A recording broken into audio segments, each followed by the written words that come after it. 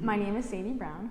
Hello everyone, my name is Cheryl Banks Smith. Hi, my name is Rihanna Wright. Well, I'm Nancy Evans, and I am the Artistic Director of Nancy Evans Dance Theater. I am the founder and owner of Reach for the Bars Dance Studio in Los Angeles. I am a professor of dance at Pasadena City College. I've been teaching here now for 20 years. I'm about to get my degree in dance. Other than that, I work at two wonderful studios, Reach for the Bars and Tutu School. And I get to understudy Nancy Evans Dance Theater. Crazy life I live. I do have struggles every day, but I'm surrounded by dance magic.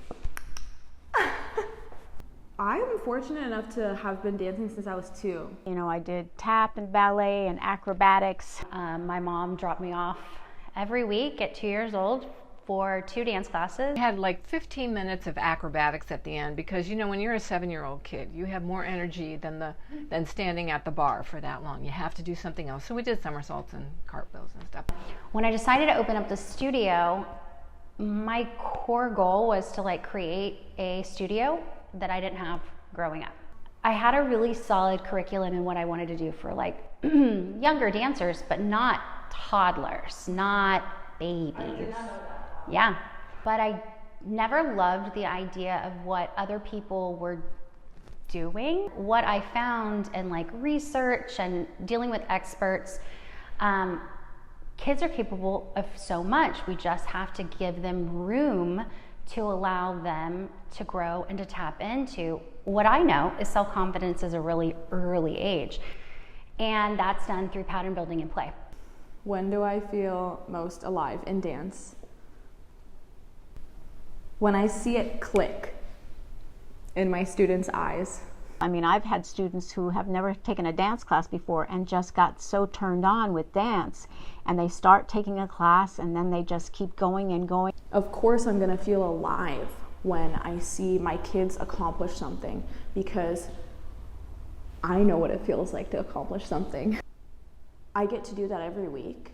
There's not a moment that we're not doing something that is helping them to create who they're going to be. Oh, when I was 8 or 9, I really got into hip hop. I remember having this teacher, David, and he was so uplifting, and he gave us the energy that I see here.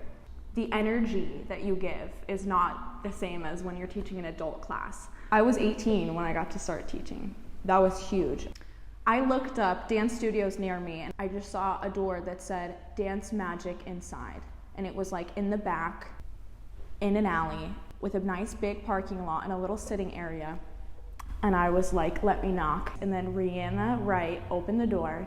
And this week is my 2-year anniversary at Reach for the Bars. And it's so exciting because she taught me how to teach.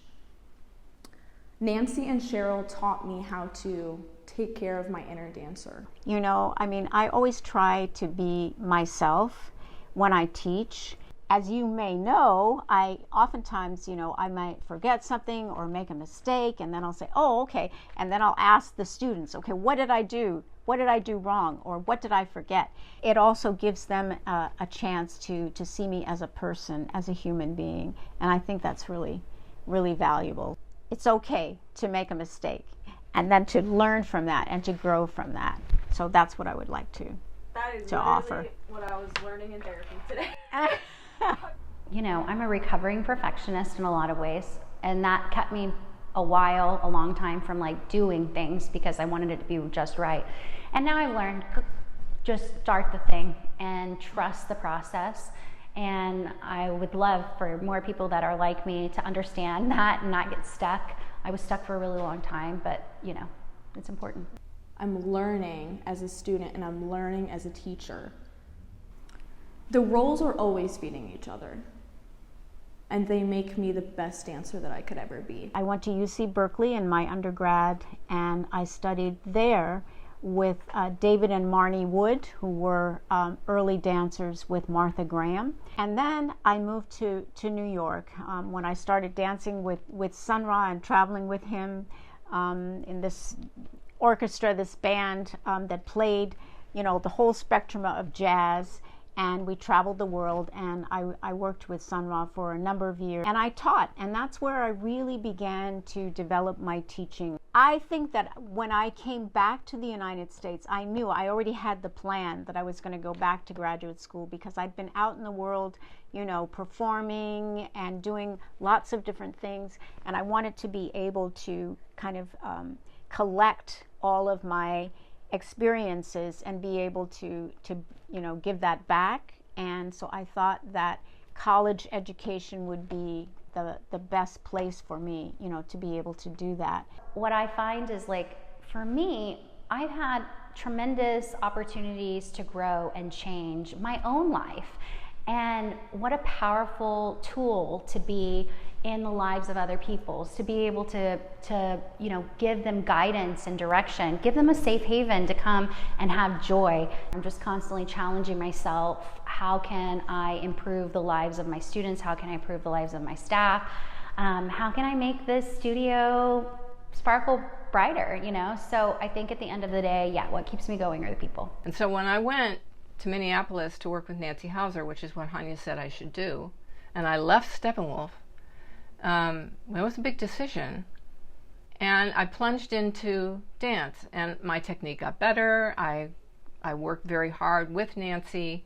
I was an apprentice, and then in the company, and Nancy was an amazing woman. She just knew how to bring a person along. She was a nurturer, and she taught me how to teach. I was teaching, she gave me an improv class when I joined the company that was a structured improv class, and I could design it any way I wanted to, and that taught me probably more than anything how to teach, which is how to be fluid, how to be an observer, and then how to lead a student down a path through that observation for that particular student. I'm very one-on-one, I think, as a teacher. And I think it's because Nancy taught me how to do that. Because not everybody has the fire for dance, but many people want to go experience dance. When they're met with a teacher who doesn't know how to give them that good feeling when they walk out of class, child or adult, so many people leave.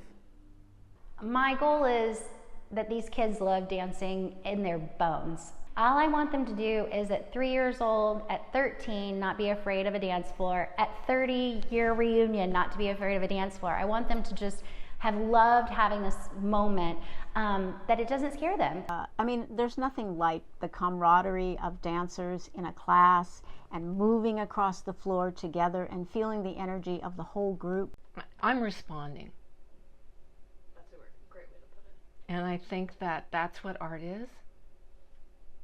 We respond, and we respond together, and we change because of it, and the art changes because of it. And it's inclusive. It can't help but be inclusive. It has a universality about it, if it's art. Because I never wanted to leave, and I want people to experience the reward of dance. Last question. Do you still see yourself as a student? Oh yes, definitely.